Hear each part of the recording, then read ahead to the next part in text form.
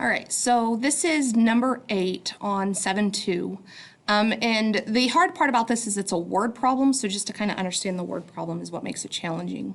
So it says the measure of one interior angle of a parallelogram is 30 more than 2 times the measure of another angle.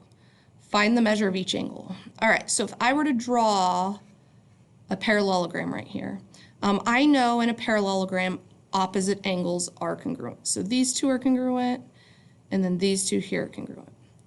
All right, so as we're reading this, it says one angle is 30 degrees more than 2 times the measure of another. So we can tell by that statement that clearly we're not talking about congruent angles, so we're not talking about angles that are opposite of each other. Okay, so if they're not opposite of each other, then they have to be consecutive. It doesn't matter if they're here and here, here and here, here and here, here and here. If they're not opposite, they have to be consecutive. Now, one of the properties of consecutive angles is that they are supplementary, so they're going to add to 180.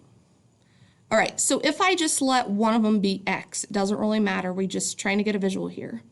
Okay, if we let one be x, the other one is 30 degrees more than, so it's going to be something plus 30, this is 30 degrees more than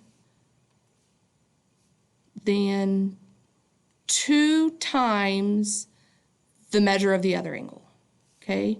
Well, if the measure of the other angle is x, 2 times that would be 2x.